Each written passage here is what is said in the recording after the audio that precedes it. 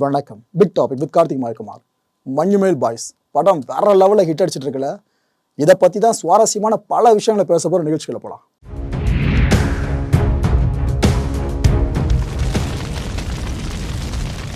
கடந்த பிப்ரவரி மாதம் 22 ரிலீஸ் ஆன ஒரு படங்க. இதுக்கு தமிழ்நாட்டில் தான் அதிகப்படியான வரவேற்பு. கேரளாவை காட்டிலும் தமிழ்நாட்டில் நிறைய வரவேற்பு. ஆக்சுவலாக படம் ரிலீஸாக இத்தனை நாள் ஆகிடுச்சு. மார்ச் மாதம் பிறந்து இதிலே கொஞ்ச நாள் ஓட ஆரம்பிச்சிடுச்சு. ஆனால் இப்போ வரைக்கும் இந்த படம் பார்த்தவங்களுக்கு இருக்க வைப் இருக்கு பாருங்க, சத்தியமாக குறைய வாய்ப்பே கிடையாது. இன்னும் எனக்கு கூஸ் பம்புங்க, முடியல நட்டுக்கிட்டு தான் நின்றுக்கிட்டு இருக்கு. இந்த படம் பார்க்குறப்ப பெரிய ஆக்ஷன் சீக்வன்ஸ்லாம் கிடையாது, ஹீரோவுக்கு மாஸ் சீக்வன்ஸ்லாம் எதுவும் கிடையாது, ஹீரோன்னு ஒருத்தர் ஸ்பெசிஃபிக்காக கிடையாது, ஹீரோயின் கிடையாது, எதுவுமே இல்லை. ஆனால் படம் கொடுக்குற தாக்கம் இருக்க ஒரு 3 நாளைக்கு வரைக்கும் நம்மளால் வெளியே வரவே முடியாது. பா, நட்புனா இதுதான்ல, நமக்கு இப்படி ஒரு ஃப்ரெண்ட் இருந்தால் செமையாக இருக்குமே, நம்ம ஃப்ரெண்ட்ஸ்லாம் அப்படி தான் இருப்பாங்க போல இருக்குது, அது இதுன்னு நீங்களே நிறைய விஷயங்கள் நினைப்பீங்க. அப்படி ஒரு மறக்க முடியாத தாக்கத்தை கொடுத்துருக்க படம் தான் இந்த படம், மஞ்சுமேல் பாய்ஸ். இந்த படம் நேரடியாக மலையாள மொழியில் எடுத்தாங்களே, அதே மொழியில் தான் தமிழ்லேயே வெளியாச்சு. ஆனால் நீங்கள் தமிழ்நாட்டில் இருக்க தியேட்டருக்கு போய் பார்த்தீங்கன்னா, ஏன்பா இவ்வளோ ஆடியன்ஸ் இருக்காங்களே, தமிழ் படத்துக்கு இருந்தாலும் வர மாட்டாங்களே, மலையாள படத்துக்கு வந்திருக்காங்கன்னு எல்லாருமே ஆச்சரியமாவீங்க. அந்த அளவுக்குங்க இந்த படம் கொடுத்துருக்க அந்த உணர்வு கனெக்ட் இருக்குல்ல, வேற லெவலில் இருக்கு. இந்த படத்தோட ஒரு 20-25 நிமிஷம் வரைக்குமே மலையாளம் தான் ஃபுல்லாக. அது வரைக்கும் நம்மளுக்கு என்னப்பா ஒன்றுமே புரியலன்ற மாதிரி இருக்கும். அதுக்கப்புறம் படம் டேக் ஆஃப் ஆகுங்க. கொடைக்கானல்ன்ற ஒரு இடத்துக்கு வந்த பிற்பாடு முழுக்க முழுக்க தமிழ் தான். இந்த படத்தில் உங்களுக்கு மொழி பிரச்சனையே வராது. அவ்வளோ சூப்பராக கொண்டு போயிருப்பாங்க திரைக்கதையை. படம் முடிகிற கடைசி செகண்ட் வரைக்கும் உங்களை சீட்டோட நுனியிலேயே வச்சுருப்பாங்க. அந்தளவுக்கு இந்த படம் அமைஞ்சிருந்துச்சு. டப்பிங்கே இல்லாமல் ஒரு படத்துக்கு தமிழில் இந்த அளவுக்கு ரெஸ்பான்ஸ் கிடச்சிருக்குன்னா இந்த படம் தான் அது. எனக்கு தெரிஞ்சு பிரேமம் படம் இருக்குல்ல, இதே மலையாள இண்டஸ்ட்ரியிலேருந்து வந்த ஒரு படம் தான். அந்த படத்துக்கு சரியான ரெஸ்பான்ஸ் கிடைச்சிருந்துச்சு. அதை விட ஒரு படி மேலே கிடைச்சிருக்க படம் தான் இதுன்னு சொல்லலாம். தமிழ் ஆடியன்ஸ் மத்தியில் பயங்கரமான ரெஸ்பான்ஸ். ஆக்சுவலாக ஒரு படத்தில் கூஸ் பம்ப் சீன்ஸ் இருக்கும், ஆனால் ஒரு படமே கூஸ் பம்பாக இருந்து நீங்கள் கேள்விப்பட்டிருக்கீங்களா? அப்பேற்பட்ட படம் தான் இது.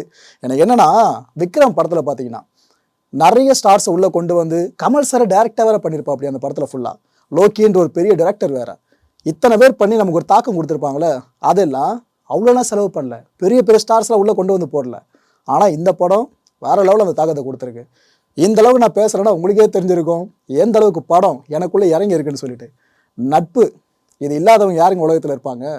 நண்பன்ற ஒருத்தவங்களுக்கு இருக்காருன்னா கண்டிப்பாக இருப்பார் நினைக்கிற ஒருத்தராச்சும் இந்த படம் உங்களுக்கு ரொம்ப பிடிச்சிரும். மனிதர் உணர்ந்து கொள்ளன்னு சொல்லிட்டு இந்த படத்தில் அந்த பாடல் ஆரம்பிக்கிற இடம் பேசும்போதே கூஸ் பம்ப் ஆகுது. அப்படி இருக்கும். உலக வாழ் தமிழர்கள் மத்தியிலையும் சரி, மலையாளம் பேசுகிற மக்கள் மத்தியிலையும் சரி, ஒரு ஃப்ரெண்ட்ஷிப் ஆந்தமாக உருவாக்கி இருக்கிறது மலையாள பாடல் கிடையாது, நம்ம தமிழ் பாடல். கரெக்டாக 33 வருஷம் முன்னாடி ரிலீஸ் ஆன ஒரு படம் குணா. அந்த படத்தில் வெளியே இருந்த அந்த பாட்டு தாங்க இப்போ உலகளாவிய ஃப்ரெண்ட்ஷிப் ஆந்தமாக புதிய பரிமாணமே எடுத்திருக்கு. இந்த படத்துக்கு இதை விட யாருங்க பெருசாக ட்ரிபியூட் பண்ண முடியும்? அதுவும் இந்த படக்குழுவுக்கு நம்ம Kamal sir, Santhana Bharathi sir, Ilaiyaraaja sir, Vaali sir, இத்தனை பேருக்கும் சேர்த்து ட்ரிபியூட் கொடுத்துருக்கு இந்த மஞ்சுமேல் பாய்ஸ் படம். தியேட்டரில் ஒரு மெலோடி பாட்டுக்கு ஆடியன்ஸ் பயங்கரமாக வைபாகி, அதாவது அவங்களால கட்டுப்படுத்தவே முடியல. திடீர்னு பல பேர் அழுவாங்க, திடீர்னு படம் எழுந்து கை தட்டுவாங்க. இதுக்கு முன்னாடி படங்களை பார்த்து பெருசாக செலிப்ரேட் பண்ணாங்க கூட கையில் ரூபாய் நோட்டு நோட கீச்சு போட்டுருவாங்க போல இருக்கு, அப்படி தூக்கி போட்டு செலிப்ரேட் பண்ணுவாங்க போல இருக்கு. அப்படி வருங்க ஒரு மெலடி பாட்டுக்கு 33 வருஷம் முன்னாடி ரிலீஸ் ஆயிருந்த அந்த கண்மணி பாட்டுக்கு இப்போ தியேட்டரில் கிடைக்கிற ரெஸ்பான்ஸ் இருக்கு வார்த்தைகளால் விவரிக்கவே முடியாது. சில பேருக்கு ஒரு ஈகோ இருக்கும் பார்த்தீங்களா, நான் படத்தை படமாக பார்ப்பேன், ஆனந்த கண்ணிலாம் எனக்கு வராதுன்னு சொல்லிட்டு. அப்பேற்பட்டவங்களுக்கு ஓப்பனாக சேலஞ்ச் பண்ணலாம், இந்த படத்தை போய் பாருங்கன்னு சொல்லிட்டு. இவங்க எந்த சீனில் ஆனந்த கண்ணீர் வெளிப்படுத்துகிறாங்களோ இல்லையோ, கிளைமேக்ஸ் போர்ஷனில் கண்டிப்பாக வெளிப்படுத்துவாங்க. இந்த கண்மணி பாடல் இருக்குல்ல, இது வந்ததும் அழகாத கூட அழுதுருவாங்க. அப்படி இருக்கும். ஒரு இன்ட்ரெஸ்டிங்கான கனெக்டை பற்றி சொல்லட்டுமா? வாலி ஐயா அவர் இப்போ நம்ம கூட இல்லை, ஆனால் அவரோட படைப்பின் மூலமாக நம்ம கூட வாழ்ந்துட்டு தான் இருக்காரு. பூத உடலை மட்டும் தான் நம்ம மிஸ் பண்ணியிருக்கோம். அப்பேற்பட்ட வாலி ஐயா அவர்கள் நட்பு சார்ந்து எழுதின பாடல்கள் எவ்வளவோ இருக்குது. அதில் சில குறிப்பிடத்தகுந்த பாடல்கள்னு எடுத்துக்கிட்டிங்கன்னா, ஒன்று காதல் தேசம் படத்தில் வந்திருந்த முஸ்தபா, 2வது நட்பு பாடல் குணா படத்தில் வந்த கண்மணி அன்போடு. ப்ரோ அது லவ் சாங் ஆச்சு அப்படின்னு கேட்டிங்கன்னா, இந்த மஞ்சுமேல் பாய்ஸ் படம் ரிலீஸ் ஆகிறதுக்கு முன்னாடி வரைக்கும் அது லவ் சாங்காக தான் இருந்துச்சு. இதுக்கப்புறம் முஸ்தபாக்கு இணையாக நாம் ஒரு ஃப்ரெண்ட்ஷிப் சாங்காக பார்க்கறது இந்த கண்மணி அன்போடு சாங் தான். அதில் எந்த மாற்று கருத்த வேண்டாம். ரஹ்மான் சார் அப்போ கம்போசராக இருந்தப்ப பல்லவியில் அவர் கை வச்சிடக்கூடாது அப்படின்றதுக்காக நம்ம வாலி ஐயா அவர்கள் முஸ்தபான்ற பேரை உள்ளே கொண்டு வந்திருப்பார். அவர் நினச்ச மாதிரி ரஹ்மான் சார் பெருசாக சேஞ்செலாம் பண்ணியிருக்க மாட்டார், அதை பார்த்து அப்படியே கடந்து போயிடுவார், ஓகே அப்படின்ட்டு. இது ஐயா ஆல்ரெடி சொல்லியிருந்த விஷயம் தான். எந்த அளவுக்கு ஒவ்வொரு வார்த்தையிலும் இந்த மனுஷன் அப்படி தேர்ந்தெடுத்து போட்டிருந்தா இவரோட ஒவ்வொரு பாடலும் இன்னைக்கு வரைக்கும் நினைச்சிட்டு இருக்க பாருங்க. அதுவும் இந்த குணா சாங் இருக்கு பாருங்க, அதில் வர்ற ஒரு வார்த்தைக்கான உண்மையான புரிதல் இப்போ மங்கிமேல் பாய்ஸ் படத்தை பார்க்கும்போது தான் நம்மளுக்கு தெரியுது. தெரிஞ்ச இந்த காட்சியோட வீரியம் மட்டும் கிடையாதுங்க, வாலி சாரோட அந்த கைவண்ணம் இருக்குல்ல, அதுவும் தான். இந்த மங்கிமேல் பாய்ஸ் படம் இவ்வளோ பெரிய வெற்றி அடைஞ்சிருக்கு அப்படின்னா அதுக்கு பிரதான காரணம் ஒன்று இருக்குது, கனெக்ட். பார்க்குற ஆடியன்ஸை ஈஸியாக படத்தோடு கனெக்ட் பண்ணி விட்டுறாங்க. இது ஒரு பெரிய கலை மக்களே. ஏன்னா ஒரு படத்தில் நீங்கள் கனெக்ட் ஆகலை அப்படின்னா உங்களுக்கு பெருசாக அந்த படம் பிடிக்காமல் போயிடும். ஆனால் இந்த படம் உங்களுக்கு கனெக்ட் ஏற்படுத்தும் பாருங்க. முதல்ல சொன்ன மாதிரி தான், ஒரு ஃப்ரெண்டாச்சும் ஒருத்தனுக்கு கண்டிப்பாக இருப்பாங்கள்ல. ஃப்ரெண்ட்ஷிப்ன்ற ஒரு விஷயம் கண்டிப்பாக இருக்கும்ல. லவ் இல்லாத பர்சன் கூட பார்த்துட முடியும், ஃப்ரெண்ட்ஷிப் இல்லாமல் ஒருத்தரையும் பார்க்க முடியாது.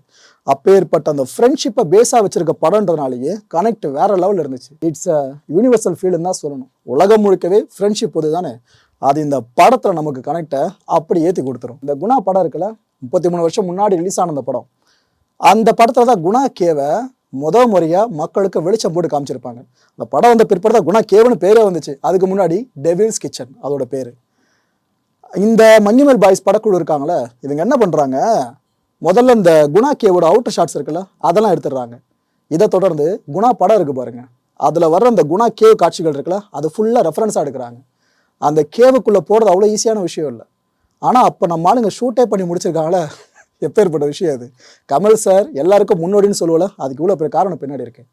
ஸோ அந்த மங்கிமேல் பாய்ஸ் கூட என்ன பண்ணுறாங்க, இந்த குணா கேவுக்குள்ளே இருக்க எல்லா விதமான ஷார்ட்ஸையும் அந்த குணா படத்துலேருந்து பார்த்து தெரிஞ்சுக்கிட்டு அதை பேஸாக வச்சுக்கிட்டோம் இவங்க ஃபுல்லாக செட் ஒர்க்காக பண்ணிட்டு இருக்காங்க. டு பி ஃப்ராங்க், இந்த மங்கிமேல் பாய்ஸ் படத்தை நீங்கள் பார்த்து முடிச்ச பிற்பாடு எது செட்டு எது ரியல்னு உங்களுக்கே குழப்பம் வந்துடும். அப்படி கனக்கச்சிதமாக எடுத்து வச்சுருக்காங்க. எனக்கு தெரிஞ்சு இந்த செட்டு போட்டார் பார்த்தீங்களா, அந்த நண்பருக்கு தேசிய விருதே கொடுக்கலாம், அவ்வளோ குவாலிஃபைடான பர்சன் அவர். மங்கிமேல் பாய்ஸை பற்றி நம்ம இப்போ பேசிகிட்டு இருக்கிறத விட ஒரு படி மேலே குணா படத்தை பற்றி பேசிக்கிட்டு இருக்கோம். இதெல்லாம் ரொம்ப ரேராக தாங்க நடக்கும். அதாவது ஒரு படம் ரிலீஸ் ஆகி அந்த படம் நல்லா இருந்து நல்லா ஓடி நமக்கு கனெக்ட் ஏற்படுத்தி நாம் இப்போ ஆஹா ஓஹோன்னு பேசுறது வேற, அந்த சூட்டோட சூடா. ஆனால் 33 வருஷம் கழிச்சு ஒரு படத்தை பற்றி பேசுகிறோன்னா எவ்வளோ பெரிய சாதனை இது. இந்த ஒரு பெரிய பெருமை குணா படத்துக்கு கிடைக்க காரணம் மங்கிமேல் பாய்ஸ் தான், அதில் மாற்றுக்கிறது வேண்டாம் மக்களே. இந்த குணா படம் எடுக்கப்பட்டது சாதாரண விஷயம் இல்லைங்க, நிறைய இன்சிடென்ட்ஸ் உள்ளே இருக்குது. அதில் ஒரு சில விஷயங்களை நானே இப்போ ஒன்று தொகுக்கிறேன். இல்லை, முதல் விஷயம் என்னென்னா, 7 கிலோமீட்டர் வரைக்கும் கமல் சாரும் சந்தான பாரதி அவர்களும் கொடைக்கானலில் தேடுன்னு தேடி 8வது கிலோமீட்டரில் கிடைச்ச ஒரு ஸ்பாட்டு தான் அந்த டெவில்ஸ் கிச்சன். வெள்ளக்காரங்க கண்டுபிடிச்ச இடம் அது. அதுக்கப்புறம் கமல் சார் கண்ணில் தான் அது பட்டிருக்கு. அங்கே லோக்கலில் இருந்த ஒரு நபரோட உதவியோடு தான் கமல் சாரும் சந்தான பாரதி அவர்களும் அந்த குகையை கண்டுபிடிச்சி ஷூட் பண்ணியிருக்காங்க. சாதாரண விஷயம் இல்லைங்க. எப்படின்னா, டிஃபன் காலையில் பட்டு முடிச்சிடணும் சாப்பிட்டு, அதுக்கப்புறம் படக்குள்ளே அந்த குகைக்குள்ளே இறங்குவாங்க. இதுக்கப்புறம் லஞ்செலாம் கிடையாது, ஸ்ட்ரைட்டாக ஈவினிங் வெளியே வந்துட்டு அதுக்கப்புறம் அவங்க சாப்பிட்டா மட்டும் தான் உண்டு. ஸோ உள்ளுக்குள்ளே போயிட்டு நீங்கள் வெளியே வரணுன்னாலே இவ்வளோ பேரியர் இருக்குது. அப்போ அந்த ஷூட் எப்படி நடந்திருக்கும் பாருங்கள். 1 நாள் 2 நாள் கிடையாதுங்க. இந்த குணா படத்துக்காக அந்த கேவுக்குள்ளே மட்டுமே கிட்டத்தட்ட 15 நாட்கள் வரைக்கும் ஷூட்டிங் நடந்திருக்கு. குணா படம் இருக்குல்ல, கமல் சார் படம், அதை பேஸ் பண்ணி சொல்கிறோம் ஓகேவா, 15 நாள் ஷூட்டிங். இந்த கண்மணி அன்போடு பாடல் இருக்குல்ல, இது ஆக்சுவலாக இந்த குணா குகைக்குள்ளே மட்டும் எடுத்த பாடல்னு பல பேர் நினச்சிட்டு இருப்பீங்க. அது கிடையாது. இதை இந்த படத்தோட இயக்குனர் சந்தான பாரதி அவர்களே தெளிவுபடுத்தியிருக்காங்க. ஆக்சுவலாக இந்த பாட்டை 3 குகைகள் எடுத்திருக்காங்களாம். ஆனால் நம்ம பார்க்குறப்ப வேரியேஷன் பெருசாக தெரியாது. இந்த படம் ஷூட்டிங்காக அந்த ஸ்பாட்டை செலக்ட் பண்ணுறாங்களே, ஆக்சுவலாக அந்த டைமில் என்ன இருக்குது, கமல் சார் ஒரு விஷயத்தை இன்ட்ரெஸ்டிங்காக பகிர்ந்திருக்காரு.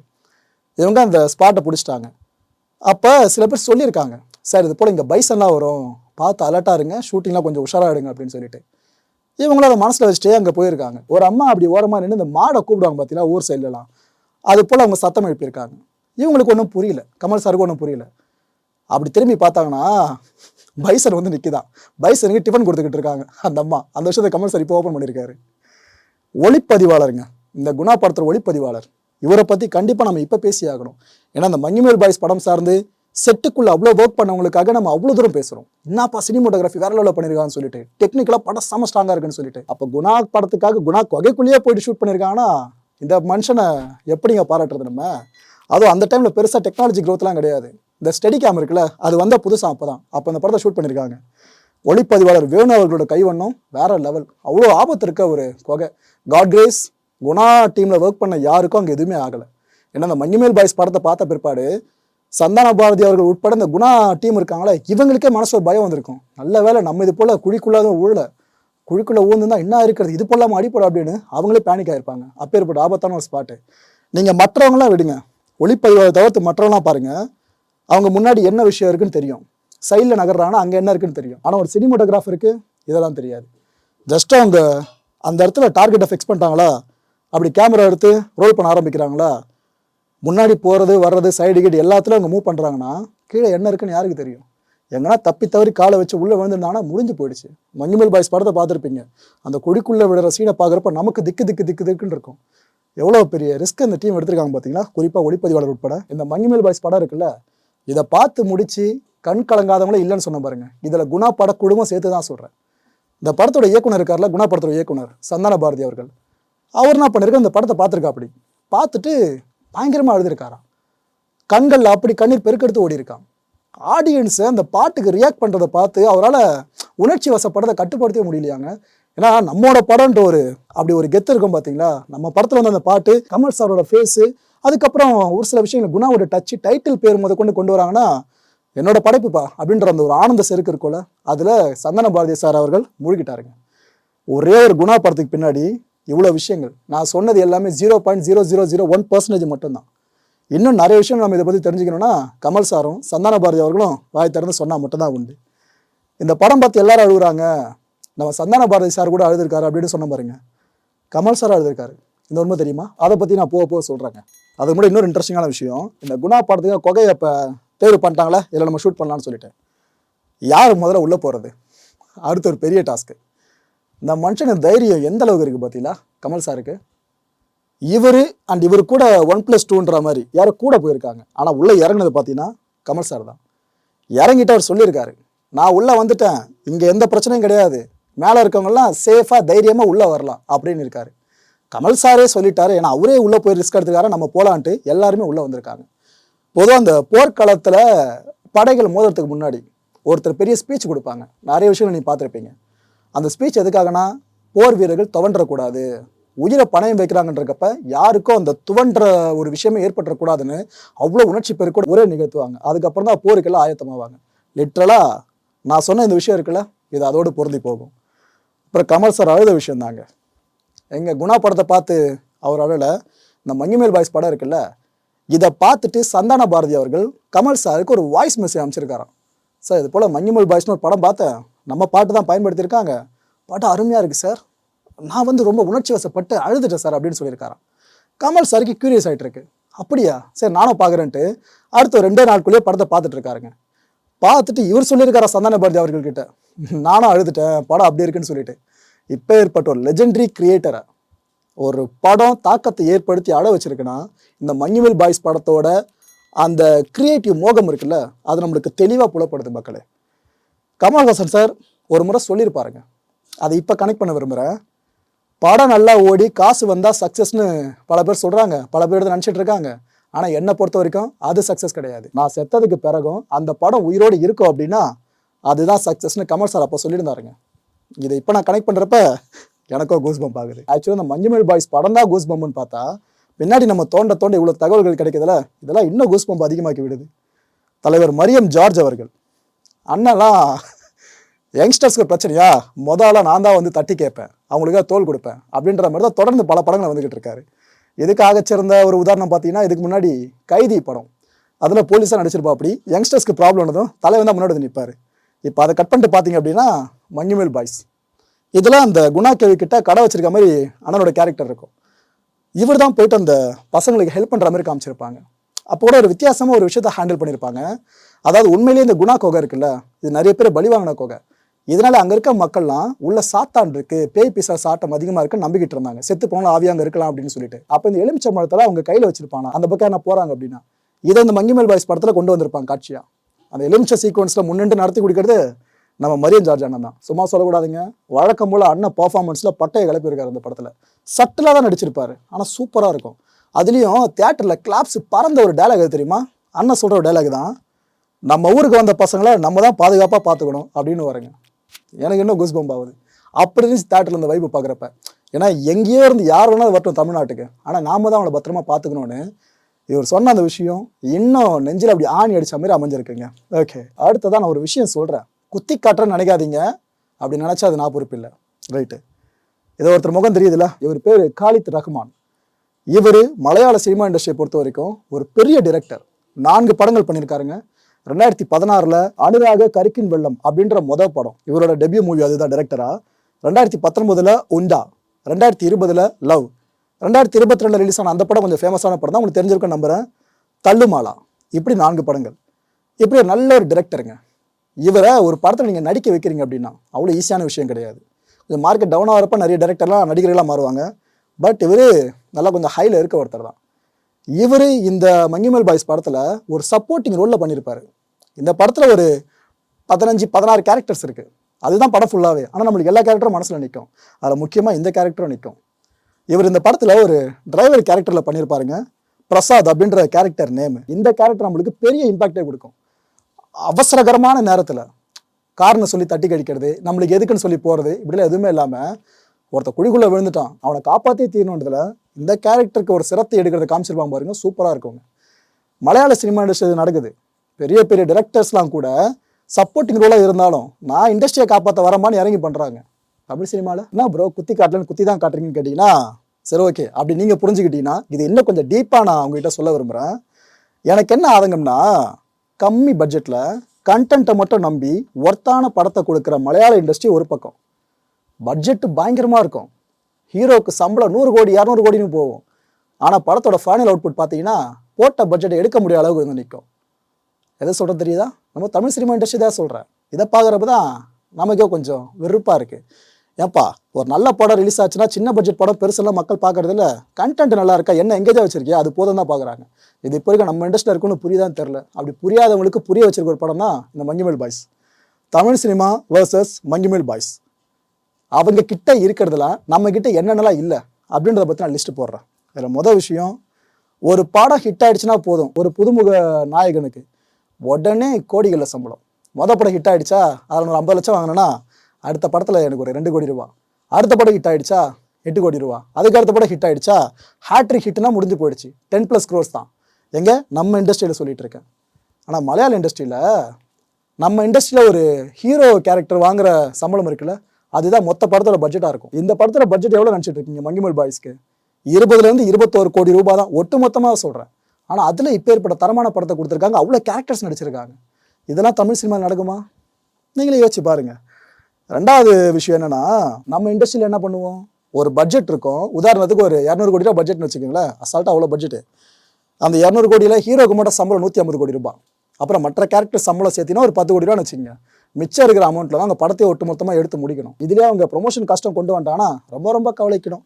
இங்கே நடந்துட்டு இருக்க சினாரியோ இது. ஆனால் மலையாள இண்டஸ்ட்ரியை பொறுத்த வரைக்கும் படத்தோட மேக்கிங் இருக்குல்ல, இதுக்கு தான் அதிக செலவாகும். சம்பளம்லாம் செகண்டரி மட்டும்தான். இந்த நிலைமை எப்போ தமிழ் சினிமாவுக்கு வரும்னு தெரில. வந்தால் சிறப்பு, ஆனால் வர விட மாட்டாங்களே.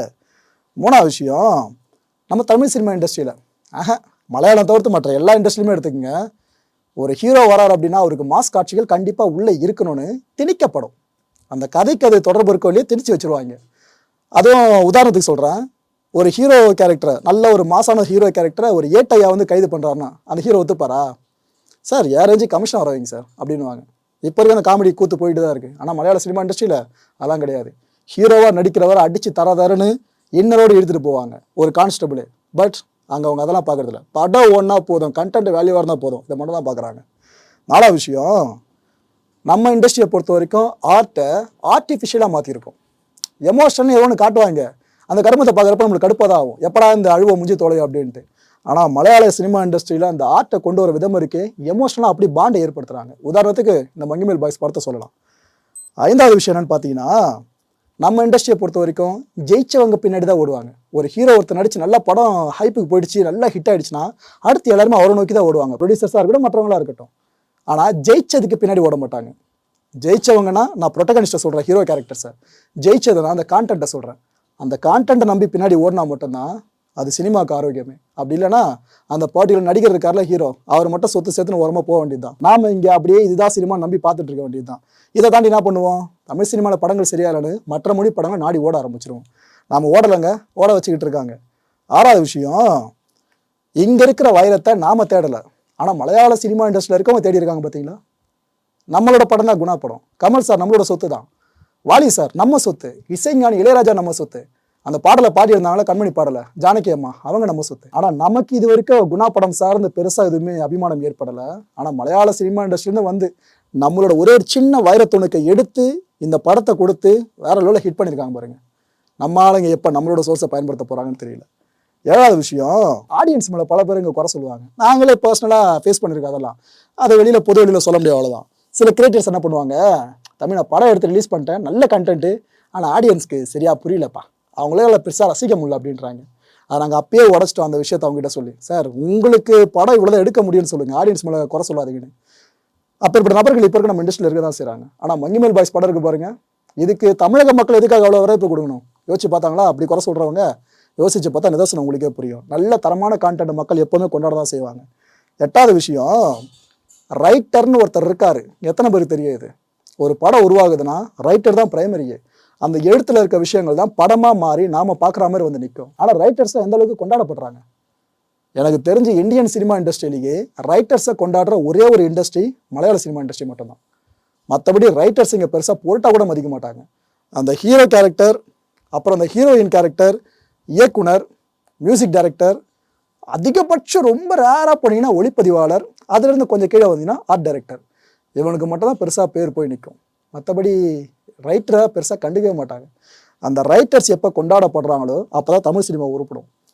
9வது முக்கியமான விஷயங்க, ஹீரோவை விட டெக்னீஷியன்ஸுக்கு தான் அதிகமான இம்பார்ட்டன்ஸ் நம்ம கொடுக்கணும். அவங்களுக்கு கொடுக்க தவறிட்டு ஹீரோஸ்க்கு மட்டும் நம்ம எல்லாத்தையும் தூக்கி கொடுத்துட்டு இருந்தோம்னாக்கா அது அவங்களுக்கான தனிப்பட்ட க்ரோத்தாக இருக்கும். ஆனால் சினிமா இண்டஸ்ட்ரியோட ஆரோக்கியம் இருக்குல்ல, அது மொத்தமாக செதஞ்சே போயிடும். என்ன ப்ரோ மைண்ட் வாய்ஸ் நினச்செல்லாம் சத்தமாக பேசுகிறேன்னு சில பேர் நினைக்கலாம். ஆதங்கம் என்ன பண்ணுறது, அதெல்லாம் எல்லாமே வெளிப்படையாக வந்து விழுந்துட்டு இருக்கு.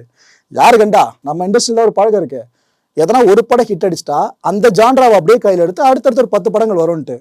இதுவும் அதுமாரி இங்கே வரலாம். உதாரணத்துக்கு இதுக்கப்புறம் நியூ ட்ரெண்டை தமிழ் இண்டஸ்ட்ரியில் செட் பண்ணுறான்னு வச்சுக்கோங்க. அதாவது இதுக்கப்புறம் ராஜா சாரிட்ட ஒரு பாட்டுக்கான காப்பிரைட்டை வாங்குறோம், அதுக்கப்புறம் நம்ம இந்த இடத்துக்கு போகிற ஷூட் பண்ணுறோம், அதுக்கப்புறம் பாட்டை நடுவில் போடுறோம், ஒரு ஹிட் படத்தை கொடுத்துட்றோம். மங்கிமேல் பாய்ஸ் படத்தோட ஃபார்முலா மாதிரியே இது மாதிரி இங்கே வந்தால் ஆச்சரியப்படுறது கிடையாது. வெயிட் பண்ணி பார்ப்போம் என்ன நடக்குதுன்னு சொல்லிட்டு. இந்த ரியல் மங்கிமேல் பாய்ஸ் இருக்காங்களா, அதாவது இந்த கதை பற்றிலாம் உங்களுக்கு ஆல்ரெடி நான் சொல்லியிருக்கேன். 2006 நடந்த ஒரு உண்மை சம்பவம் என்னென்ன நடந்துச்சுன்னு சொல்லிட்டு. அந்த மங்கிமேல் பாய்ஸ்லாம் என்ன பண்ணுறாங்க இப்போ சொல்லியிருக்காங்க. இது போல் இந்த மங்கிமேல் பாய்ஸ் படக்குழுவை வந்து கமல் சார் சந்திச்சிட்டாரு, அவங்களுக்கு வாழ்த்து சொன்னார். இதே மாதிரி எங்களுக்கும் சாரை பார்க்கணுன்னு ரொம்ப ஆர்வமாக இருக்குது, ப்ளீஸ் சார் எங்களை ஒரு வாட்டி நேரில் பாருங்கள் சார் அப்படின்னு சொல்லி அவங்க கேட்டிருக்காங்க. ஏன்னா நம்ம இந்த படத்தில் பார்க்கும்போது அந்த நிஜத்தில் எப்படிலாம் அந்த இடத்துல கஷ்டப்பட்டுருப்பாங்கன்னு நம்மளோட மைண்ட் அங்கே போயிடும். அப்பேற்பட்டவங்க தான் இவங்க, நிஜத்தில் அந்த குகைக்குள்ளே கஷ்டப்பட்டவங்க. ஸோ அவங்க இதை கேட்டிருக்காங்க. அவங்க ஒரு லைன் ஒன்று சொல்லியிருந்தாங்க கமல் சார் பற்றி. சின்ன வயசுலேருந்தே எங்களுக்கு எல்லாமே கமல் சார் தான், அவர் தான் எங்கள் ஹீரோ அப்படின்னு சொல்லியிருக்காங்க. ஆக்சுவலாக அவங்க சினிமா இண்டஸ்ட்ரியோடு பெருசாக தொடர்பு பட்டவங்க கிடையாது, நம்மள மாதிரி சாமானியர்கள் தான். ஆனால் அவங்களுக்கே கமல் சார் இவ்வளோ பெரிய ஹீரோவாக தெரிஞ்சிருக்காரு. இந்த மலையாள மக்கள் மத்தியில் கமல்ஹாசன் சாருன்ற ஃபீவர் எவ்வளோ பெருசாக இருக்குல்ல, இப்போ தாங்க அதெல்லாம் ஒன்று ஒன்றா வெளியே வருது. மக்களை இந்த கான்டென்ட்டை பொறுத்த வரைக்கும் நாமெல்லாம் சிந்திக்க வேண்டியது ஒரே ஒரு விஷயம் மட்டும்தான், இப்படி ஒரு நண்பன் கிடைச்சா வரம் தாங்க. இந்த ஒரு விஷயத்தை இந்த படம் பார்த்து முடித்த பிற்பாடு நீங்கள் உணர்வீங்க. உங்களோட கண்களும் கண்டிப்பாக குளமாகும், மாற்றிருக்கிறதே கிடையாது. ஆக்ஷன் சீனை பார்த்தா மட்டும் தான் வைப் வருமா எனக்கு, 100 பேர் அடிச்சதை பார்த்தா மட்டும் தான் வைப் வருமா எனக்கு அப்படின்னு நீங்கள் உங்களுக்குள்ளே பல கேள்விகளை கேட்டுட்டு இருக்க ஆளாக இருந்தீங்கன்னா நீங்கள் கண்டிப்பாக இந்த படத்தை பார்க்கணும். அந்த கிளைமேக்ஸ் ஒரு சீன் போதுங்க, கண்மணி படம் ஆரம்பிக்கிற அந்த ஒரு இடம் மொத்தமாக விழுந்துருவீங்க. குடுத்த டிக்கெட்டு காசை விட ஒர்த்தாக இந்த படம் அமைஞ்சிருக்கு நீங்களே சொல்லுவீங்க. ஸோ படத்தை பார்க்க மிஸ் பண்ணவங்க மறக்காமல் போய் பாருங்கள், ஒர்த்தான படம். அடுத்த நிகழ்ச்சியை சந்திக்கலாம். நன்றி, வணக்கம். வணக்கம் மாயம் ஸ்டுடியோஸ் நண்பர்களே. மாயம் ட்ரெண்ட்ஸ் அப்படின்ற ஒரு புதிய ஃபேஸ்புக் பேஜை ஓப்பன் பண்ணியிருக்கோம். நீங்கள் யூடியூப்பில் பார்த்துட்டு இருக்கீங்களா நம்மளோட கான்டென்ட்ஸ்லாம், இதெல்லாம் விட ஒரு படி மேலே ரொம்ப கிறிஸ்பாகவும் ரொம்ப சூப்பராகவும் நிறைய கான்டென்ட்ஸ் உங்களுக்கு இந்த பேஜில் காத்துட்ருக்குங்க. ஸோ உடனடியாக ஃபேஸ்புக் பிளாட்ஃபார்ம் போங்க, மாயம் ட்ரெண்ட்ஸ்னு டைப் பண்ணி சர்ச் பண்ணி நம்ம பேஜை ஃபாலோ பண்ணுங்கள். அப்படியே நம்ம சேனலையும் நீங்கள் சப்ஸ்கிரைப் பண்ணிட்டீங்க அப்படின்னா இன்னும் நிறைய புது புது கான்டென்ட்ஸை உங்களுக்காக ப்ரொடியூஸ் பண்ணி கொடுத்துக்கிட்டே இருப்பாங்க. நீங்கள் பண்ணுற ஒவ்வொரு சப்ஸ்கிரிப்ஷனும் எங்களுக்கு பெரிய மோட்டிவேஷனாக அமையும்.